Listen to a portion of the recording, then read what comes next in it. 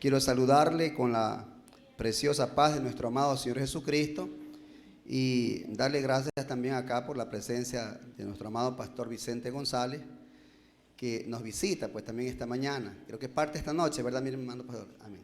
Sí, parte para San Lorenzo, ¿verdad? Para el norte, donde pues dignamente tiene ahí el rebaño que el Señor le ha entregado para que lo pastoree. Amén. Así que realmente bendecimos la iglesia que el Señor le entregó y oramos siempre pues que en la unidad del Espíritu de este ministerio pueda contar con nosotros para lo que sea. Amén. Dele fuertes alabanzas a Jesucristo, alabado sea su nombre. Quiero también saludar a todos los hermanos y amigos que día a día nos visitan a través de las páginas de Facebook y de YouTube. Que el Señor añada bendición a vuestra vida pues, y que nos ministre conforme a su gracia y a su misericordia. Amén. Me gustaría también saber si alguien esta mañana nos visita por su primera vez. ¿Podría levantar su manito? Quiero saludarle.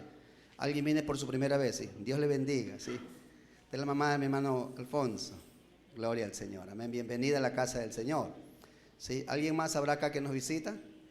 ¿No? Todos somos ya familia. Gloria a Dios. Amén. Bien. Vamos a meditar rápidamente el corto tiempo que queda. Y le ruego que abra su Biblia en el libro de Jueces, capítulo 6. Jueces capítulo 6 y vamos a dar lectura a los versos 1 y 2 y el verso 11 y 12. Amén. Dios nos ayude a ministrar su palabra con el tema confiando en Dios en tiempos difíciles. ¿Cuántos creen que estamos en tiempos difíciles? Entonces, cuando más debemos confiar en Dios. Amén. Jueces 6, 1 y 2 y luego vamos al verso 11 y verso 12, ¿sí? Del mismo capítulo 6. Amén. ¿Estamos ahí? Bien, leemos la palabra honrando al Dios Trino. Amén. Dice, los hijos de Israel hicieron lo malo ante los ojos de Jehová. Y Jehová los entregó en manos de Madián por 7 años. Y la mano de Madián prevaleció contra Israel. Y los hijos de Israel, por causa de los madianitas, se hicieron cuevas en los montes y cavernas y lugares fortificados. Verso 11 dice, y vino el ángel de Jehová y se sentó debajo de la encina que está en Ofra, la cual era de Joás Abieserita. Y su hijo Gedeón estaba sacudiendo el trigo en el lagar para esconderlo de los madianitas. Y el ángel de Jehová se le apareció y le dijo, Jehová está contigo, varón esforzado y valiente. Amén. Hasta ahí la lectura. Cierre sus ojitos. Oramos. Padre eterno, en el nombre de Jesús te damos muchas gracias por permitirnos escuchar tu dulce voz. Tu palabra es vida, es viva y eficaz, y es más cortante que una espada de 2 filos, Señor, que penetra, que discierne los pensamientos del corazón. Te ruego que esa palabra, que es luz a nuestra vida, ilumine el camino, Señor amado, que debemos seguir, siempre confiando solo en ti, en tus planes y en tus propósitos. En el nombre de Jesús te doy muchas gracias. Amén y amén. Denle un fuerte aplauso a Jesucristo. Alabado sea su nombre. Gloria a Dios. Amén. Yo creo que este pasaje, ¿verdad? O este capítulo lo leemos muchas veces, ¿verdad? Y cada vez que lo leemos, Dios nos sorprende con algo nuevo, ¿sí o no? Porque Dios siempre tiene algo nuevo, ¿sí o no? Dios siempre cambia el vino en nuestras vidas, ¿verdad? El aceite en nuestras vidas, es decir, de lo viejo a lo nuevo. Amén, hermano. Y esa es una característica maravillosa de su gracia, de su misericordia. Porque Dios es un Dios actual, ¿sí? Dios no es el Dios de los ancianitos como creíamos hace muchos años atrás, ¿verdad? En el Evangelio. No, Dios es un Dios actual. Y su palabra es tan actual, ¿verdad?, como la era en que estamos viviendo. Pues ella misma declara los acontecimientos que en estos precisos momentos quizás en el mundo entero están pasando. Es decir, que para la iglesia no es desconocido los tiempos difíciles y los tiempos duros que vivimos. Quizás para nosotros solamente observemos lo que sucede en nuestra ciudad o en nuestro barrio, no lo sé. Pero de que reconocemos que son tiempos duros, son tiempos muy duros. Lamentablemente, ¿verdad? El mal no ha bajado, sino por el contrario ha aumentado. Y eso lo dice la Escritura, ¿verdad? La Escritura dice que abundará el pecado. Y eso es lo que vemos en nuestros días, ¿verdad? No podemos caminar con seguridad en las calles porque el peligro, la corrupción, el sicariato, el robo, el secuestro, es la orden del día. Salir a las calles, al menos en Guayaquil, no sé en otras ciudades, ¿verdad? Pero en la ciudad que vivimos, resulta que no es tan alentador porque siempre estamos pensando que alguien va a hacernos algo. La semana pasada estuvimos con mi esposa en el centro haciendo algunas actividades, ¿verdad? Dejamos el carro estacionado en algún lugar y salimos, caminamos por todo el centro, hermano, el centro de Guayaquil. Y la verdad es que uno mira una cara y parece sospechoso, ¿verdad? Y mira otra cara y parece sospechoso. Todo el mundo es sospechoso, ¿verdad? Excepto usted y yo, ¿verdad? Todo el mundo es sospechoso. Y usted ve que alguien viene caminando atrás suyo y no da ganas de sacar el celular por ningún motivo. Entonces, así vivimos. Lamentablemente es la crisis actual, ¿verdad? La crisis social, económica, de valores, la crisis de valores, la que nos ha, de cierta manera, encerrado, ¿verdad? Y atemorizado, por así decirlo, ¿verdad? En la naturaleza, de las cosas que nos pueden pasar. Estaba revisando algunas estadísticas y veía que en las cárceles, ¿verdad? Ya van más de 100 muertos, hermano, en las cárceles. O sea, donde están encerrados, hay muertos ahí, ¿verdad? Más de 100 muertos, solamente en la penitenciaría del Litoral, ¿sí? Y el sicariato, ¿verdad? A nivel ciudad, casi se acerca a los 400, muertes violentas, me refiero, 400 muertes violentas. Y eso hace de nuestra ciudad una ciudad muy peligrosa. Tanto es así que el turismo piensa mucho en venir, ¿verdad? Lamentable esto, no quisiéramos que fuese así, pero es la realidad que vivimos. La realidad que tiene que ver con las crisis, ¿verdad? De sociales y la crisis de valores. Yo recuerdo que cuando era pequeño, la gente que se drogaba se escondía, ¿verdad? Para drogarse. Ahora somos nosotros los que tenemos que escondernos de aquellos, ¿verdad?, que se drogan. Es decir, todo cambia, todo ha cambiado. Y no están exentos de ese peligro nuestra familia y nuestros hijos. Y es por eso que usted ve que la gente ha tenido que recurrir a encerrarse en ciudadelas privadas. Y eso es lo que la mayoría de la gente quiere hacer. Irse a una ciudadela donde esté un portón y ahí no pase nadie si usted no autoriza. Entonces, los que tienen algo de recursos pueden hacerlo, ¿verdad? Y la gente busca eso, precisamente porque ya no aguanta más, ¿verdad? Las crisis, repito, sociales, la delincuencia y todo lo demás. Y usted sabe que eso no da, sino que al contrario, quita. Entonces, es el mundo o el medio en el que estamos viviendo. Y si bien es cierto, la iglesia tiene la capacidad para, ¿verdad?, para orar y tomando nuestras armas, ¿verdad?, las armas de nuestra milicia, que no son carnales, para reconocer que Dios es todopoderoso para guardarnos del mal, de la enfermedad y de cualquier crisis que estemos pasando, porque eso hace Dios en la vida del creyente, ¿verdad? Dios lo guarda. ¿Cuántos lo creen?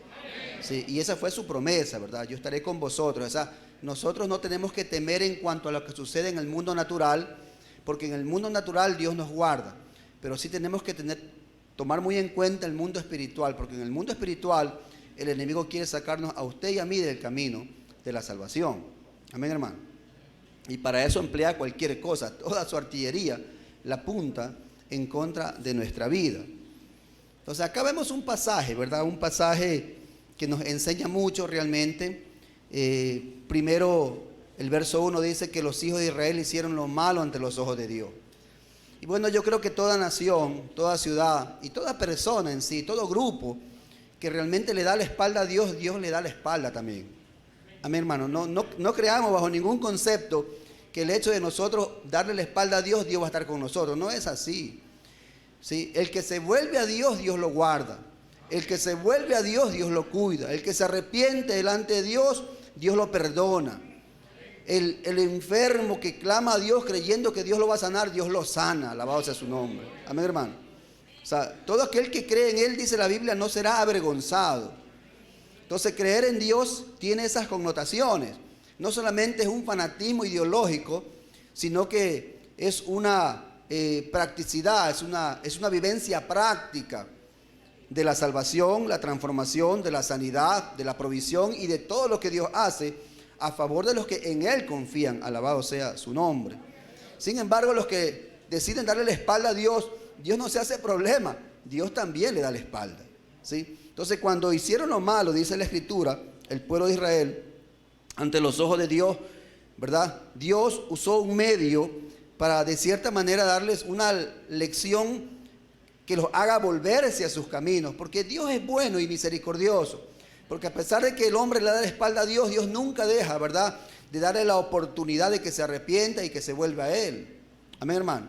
Y para eso Dios utiliza cualquier tipo de circunstancia o crisis. Muchos de nosotros somos resultado, es decir, nuestra fe ha sido resultado de una crisis vivida. No es porque venimos al Señor porque somos los mejores, no. Muchos de nosotros hemos venido al Señor precisamente por las crisis que hemos vivido y porque hemos dicho no aguanto más. Entonces hemos visto que la única respuesta está en Dios y en su Hijo Jesucristo, alabado sea su nombre. Y por eso hemos venido a Él y Él no nos ha defraudado, ¿sí o no?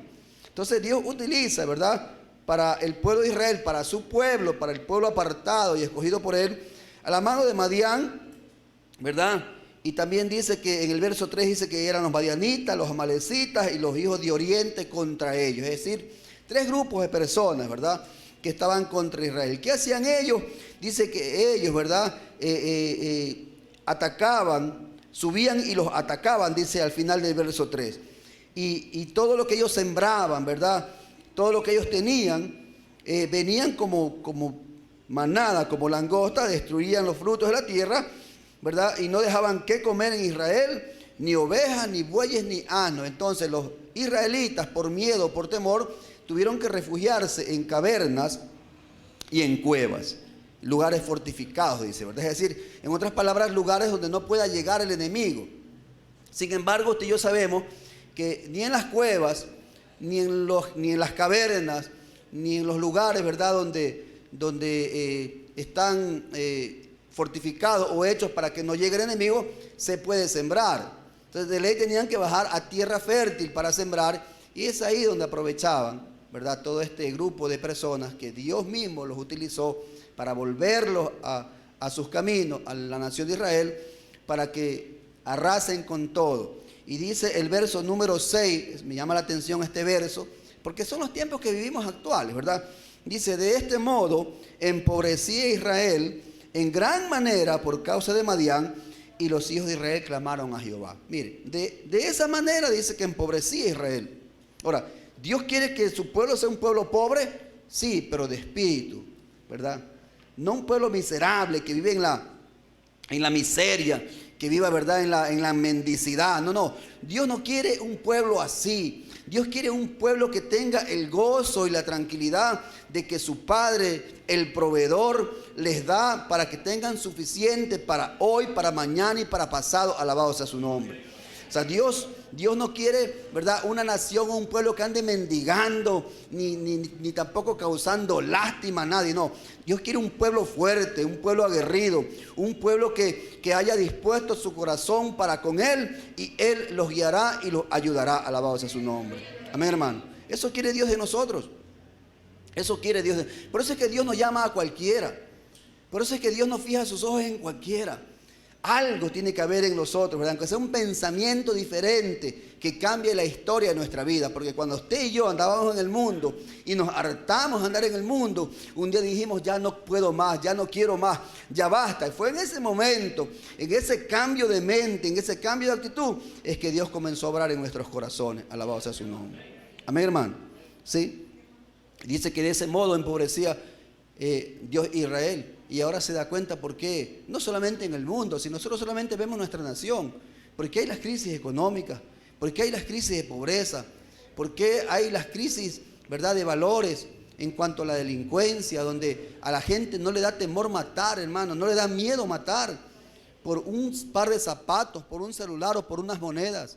No es extraño ver como alguien venga y le dispara ahí sin pena, ¿verdad?, a una persona que quizás es un padre de familia, una madre de familia. O sea, en otras palabras, ¿verdad?, la pobreza, no solamente, ¿verdad?, en cuanto a lo material, sino a la pobreza espiritual, a la pobreza de valores, ha llevado a nuestra nación y al mundo entero a vivir crisis como la que lamentablemente estamos pasando. Amén, hermano. Y eso es lo que el diablo quiere. La Biblia dice que el diablo no vino sino para matar, para robar y para destruir, ¿verdad? O sea, esa es su tarea, esa es su misión: robar, matar y destruir. Entonces, el diablo quiere llevarnos a la miseria, a la pobreza, quiere robarnos la paz, quiere robarnos la espiritualidad. Él quiere matar nuestra vida, ¿verdad?, congregacional, nuestra vida espiritual. Él quiere destruir nuestra familia. Por eso es que las armas del creyente no son, hermano, ¿verdad?, contra los delincuentes, no es contra el que se droga, no. Las armas de nuestra milicia, dice la Biblia, no son carnales, sino que son poderosas en Dios para destruir, para derribar toda fortaleza que se haya querido poner o posar sobre nuestra nación. Toda potestad del aire, todo príncipe, ¿verdad?, de este mundo y toda situación perversa que el diablo haya planificado. Nosotros los creyentes sabemos que tenemos armas espirituales para derrotarla a través de la oración, el ayuno, a través de la intercesión. Alabado sea su nombre. Amén, hermano. Son las armas que el Señor ha puesto, ¿verdad?, en nuestra vida. A través de eso, para poder que el Señor prepare el campo. Es como cuando uno, ¿verdad?, en la guerra quiere hacer un ataque, pero primero, ¿qué hace, verdad? Primero se hace un bombardeo para que el enemigo quede debilitado, y en ese momento entran ya las fuerzas especiales, ¿verdad? En ese momento ya pueden entrar porque hay menos peligro. Asimismo es, la oración comienza, ¿verdad?, a hacer ese efecto. La oración comienza, la intercesión comienza, el ayuno comienza a hacer ese efecto, a preparar el terreno para que cuando usted y yo, ¿verdad?, soldados de fuerzas especiales del reino de los cielos, vayamos, ya ese terreno esté ablandado. Alabado sea su nombre. Amén, hermano. Y podamos conquistar lo que Dios nos entrega. Bendito sea el Señor. Amén, hermano. Sin embargo, ¿verdad?, dice la Escritura que por esta causa, y qué bueno que sea por esa causa, aunque sea, ¿verdad?, el extremo, por así decirlo, al que no queremos llegar, dice que el pueblo clamó a Jehová. Y escuche, cuando alguien clama a Dios, Dios no se hace esperar. ¿Cuántos lo creen? Clama a mí y yo te responderé, dice el Señor. Así que cuando usted y yo clamamos con un corazón, ¿verdad?, ahí sincero, con un corazón humillado, contrito, dice la Biblia que Dios no lo desprecia. Toda oración hecha de esa manera, su oído se inclina y Dios tiene la respuesta. Así que como ellos clamaron a Jehová, entonces Dios también les mandó a alguien, ¿verdad?, un vocero, les mandó una persona que les diga la causa por la cual estaban pasando tal situación, sabiendo que era un pueblo escogido y que el Dios que ellos tenían era el Dios todopoderoso, y el resto de dioses eran dioses falsos, dioses que no tienen vida y que no pueden hacer nada. Alabado sea su nombre. Usted y yo hemos confiado en un Dios verdadero, en un Dios invisible, no un Dios que vemos, ¿verdad?, hecho de manos de hombres, que tienen boca y no hablan, que tienen oídos y no escuchan. Amén, hermano. Que tienen ojos y no ven, que tienen pies y no caminan, sino que tienen que ser cargados. Usted y yo hemos confiado en un Dios invisible, todopoderoso, grande, fuerte y temible. Alabado sea su nombre. Amén, hermano. Y clamaron, dice, ¿verdad?, el verso 6. Entonces el verso 8 dice que Dios les mandó un varón profeta, un vocero lo mandó para que les recuerde a ellos a quién le habían dado la espalda, ante quién habían hecho lo malo, para que les recuerde a ellos, ¿verdad?, que el Dios eterno, el que los sacó de Egipto, era el mismo Dios que había permitido este tipo de situación para que se volvieran a Él. Y luego, ¿verdad?, usted lee el verso 8 y el verso 9, habla de cómo los libró, ¿verdad? Pero el verso 10 termina diciendo una frase, ¿verdad?, impactante, hermano, una frase que realmente debe hacernos reflexionar. El verso 10 dice, al final del verso 10 dice, pero no habéis obedecido a mi voz. Mire, lo trágico de este mundo es cuando el hombre piensa, cuando el hombre cree que puede hacer lo que le da la gana y le va a ir bien. Cuando usted y yo no hacemos y no obedecemos a la voz de Dios, todo nos va mal, porque Dios tiene la respuesta adecuada. Dios tiene, mi hermano, la palabra correcta. Dios tiene el plan correcto para nuestra vida. Y si usted y yo queremos que nos vaya bien, entonces aquí está su palabra, para que la obedezcamos, para que la creamos. Y a través de esa palabra, hermano, Dios nos va a hacer hombres y mujeres victoriosos. Alabado sea su nombre. Amén, hermano. Esa es la palabra del Señor. Pero dice, el Señor les recuerda a través del vocero, del profeta. Les dice todo lo que Dios había hecho con ellos. Pero termina diciéndole, pero no habéis obedecido a mi voz. Qué trágico, ¿no? Qué trágico, porque hay muchos que oyendo o habiendo oído la voz de Dios. Y yo no me refiero audiblemente. Gloria al Señor por aquellos que han oído la voz de Dios audiblemente. Porque Dios habla de muchas maneras. El Dios en que usted y yo hemos creído no ha cerrado sus labios para hablarnos al oído. No ha cerrado sus labios para hablarnos al corazón, ni ha cerrado sus labios para hablarnos a través de su palabra. De cualquier manera, no hay excusa para el hombre en esta tierra. Dios nos habla de muchas maneras. Y por lo tanto no tenemos excusa, ¿sí o no? No tenemos excusa para que cuando cerremos nuestros ojos, si Dios nos lo permita, habiendo sido incrédulos, vayamos a un lugar de condena. No tenemos excusa porque si su palabra está establecida, donde nos muestra el camino de la salvación, y nosotros fuimos oídos sordos a eso, si nosotros solamente fuimos religiosos para eso, no tenemos, ¿verdad?, la excusa de que nos digan, no has obedecido a mi voz. Amén, hermano. Entonces, el Señor quería hacer algo con la nación de Israel. Era su pueblo, como su iglesia y su pueblo. ¿Cuántos lo creen? Por lo tanto, Dios siempre está exhortándonos, ¿verdad? Siempre está hablándonos y siempre está llamando la atención a su pueblo. El único objetivo de Dios para con su pueblo es que su pueblo no perezca, de que su pueblo proceda al arrepentimiento y se salve.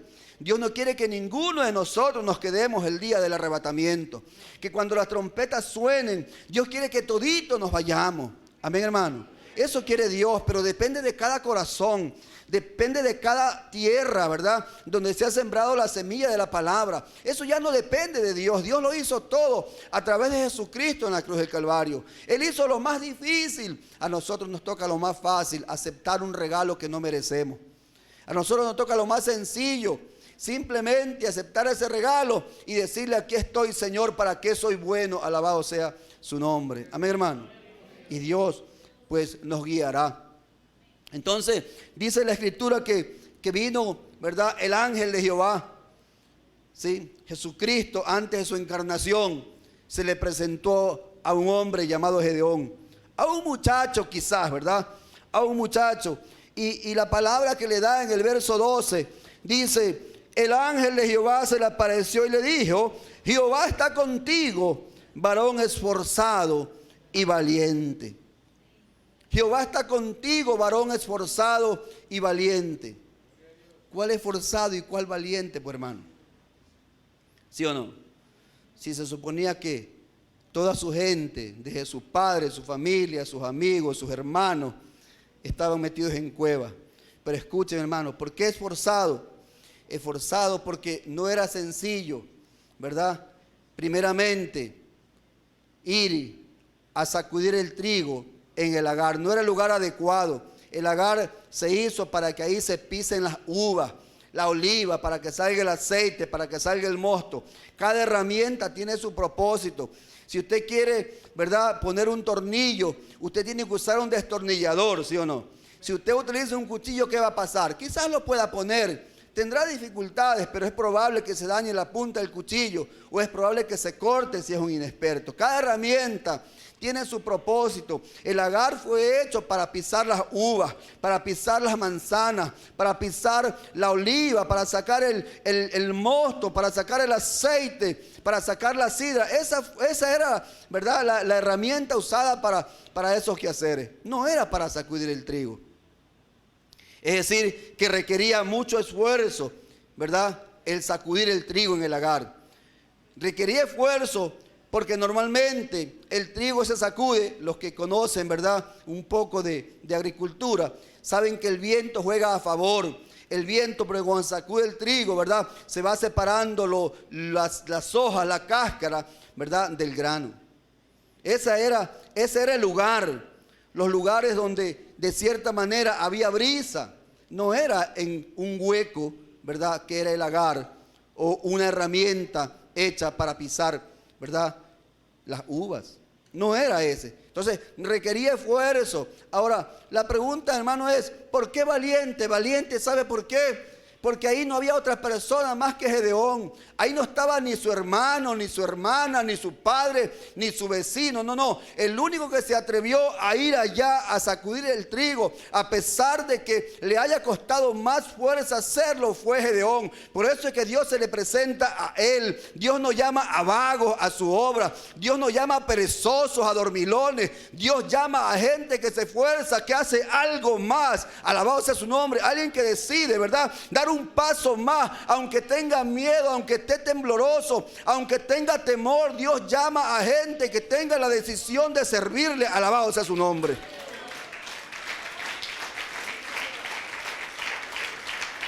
Amén, hermano. Porque no es que Gedeón no tenía miedo. No es que usted no tenga miedo. Dice: no, hermano, yo puedo salir a la calle nomás porque a mí los ladrones no me tocan. No, todos tenemos miedo, ¿sí o no? Cuando usted se sube a la metro, se revisa los bolsillos si no se los han roto, ¿sí o no? Todos tenemos miedo, ¿sí o no? Que confiamos que Dios nos va a guardar, pero eso no significa que nunca nos van a robar, ¿sí o no?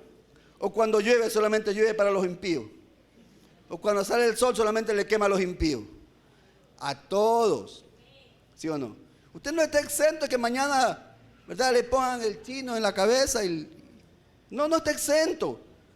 Salimos orando: Señor, guarda mi salida, guarda mi entrada. Y así oramos por nuestros hijos, aunque nuestros hijos ni oran, ¿sí o no? Ellos se acogen a la oración de papá.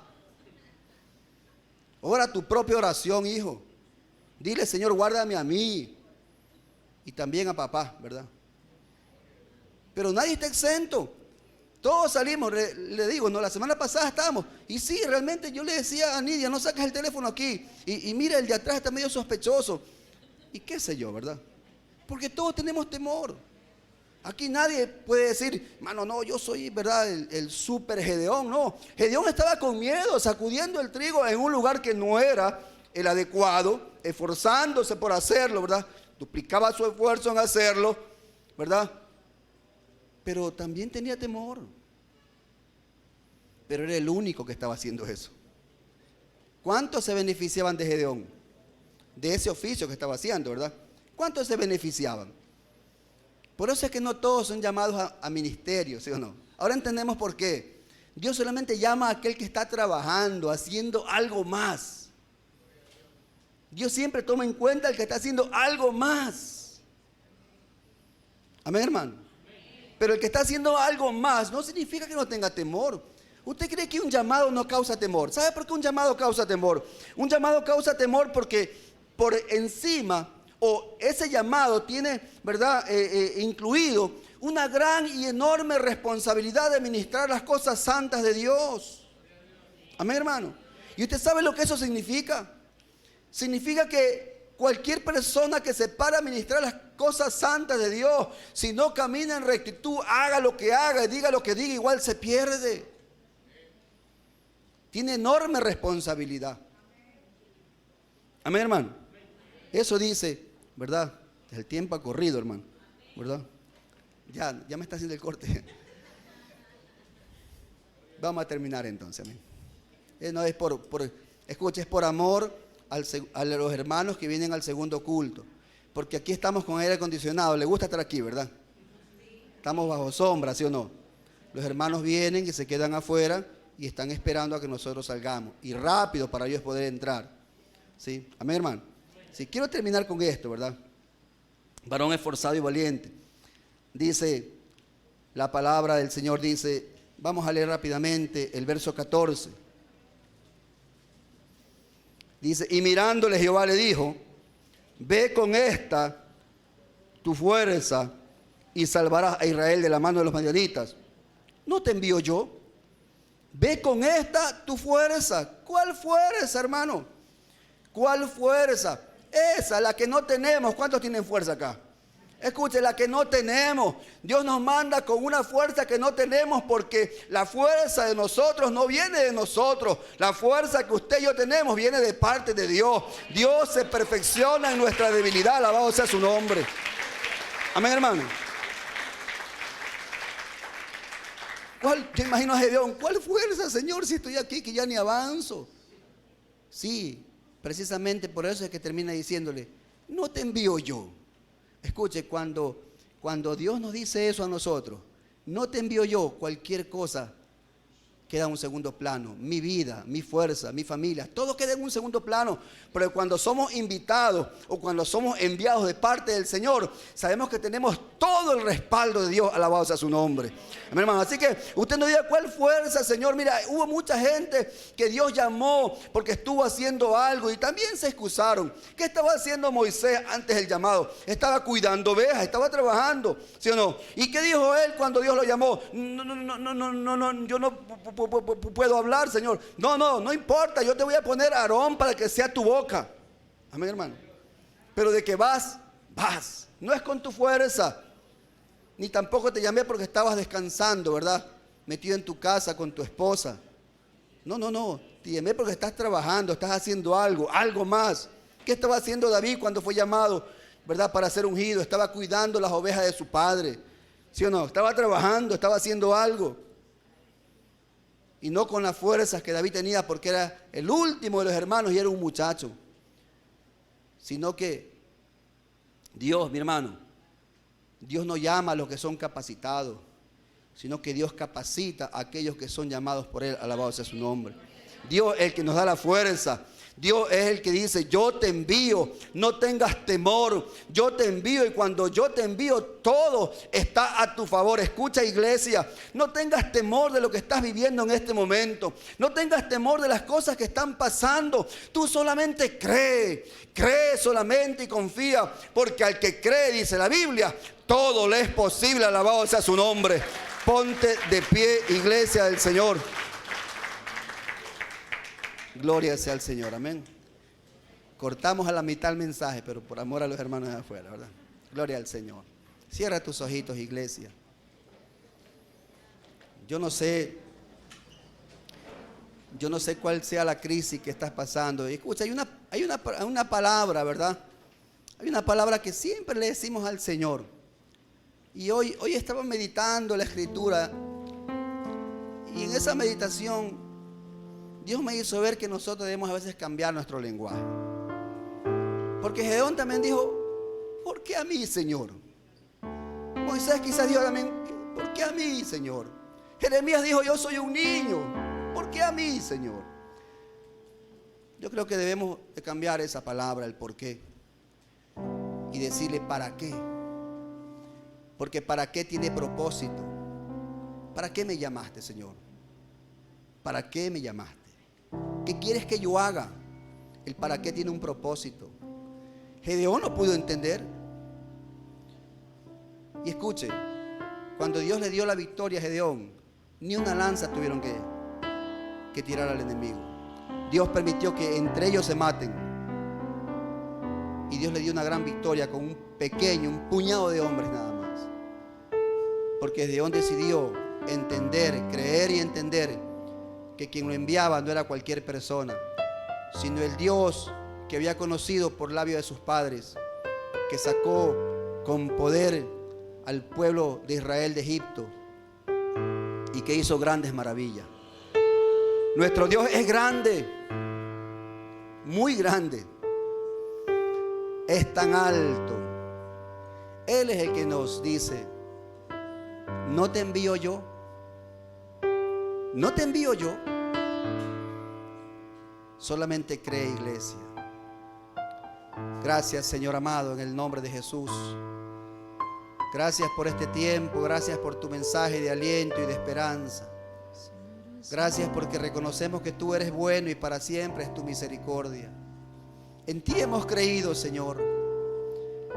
Hemos creído en el Dios invisible, que se hace visible en todo aquello, Señor, que nuestras manos hacen, en todo aquello que se obra, Padre, para la justicia y para tu gloria en este mundo.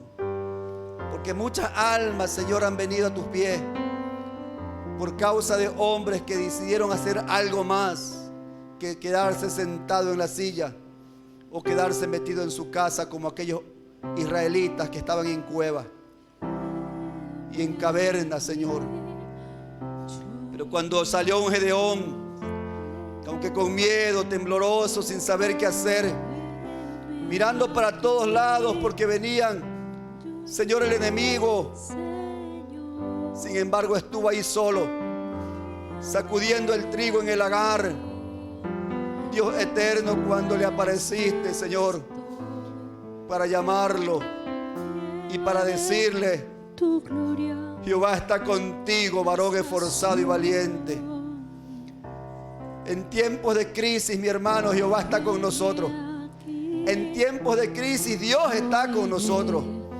Su palabra es una promesa fiel que usted y yo debemos atesorar en el corazón. Él dijo: yo no te dejaré ni te desampararé, iglesia, sino que estaré todos los días hasta el fin del mundo. Todos los días está con nosotros nuestro Dios. Él es nuestro ayudador, nuestro proveedor.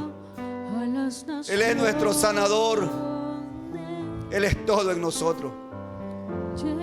Gloria sea tu nombre. Quisiera hacer una pregunta a mi querida dama. Si hoy quiere abrirle su corazón a Jesucristo y quiere recibirle como su Salvador, quiero orar por usted un momento. Si ese es su deseo en su corazón, quisiera orar por usted, para que hoy le diga al Señor: Señor, quiero que seas mi Salvador. Venga, quiero orar por usted un ratito. Gloria al Señor. Venga, anímese. Hoy es día de salvación. Hoy Dios la trajo por una causa. Y la causa que el Señor le trajo es para salvarle. No sé si mi hermano Alfonso le ayuda a mamá. Ayúdala a venir acá. Ahí, mamá e hijo.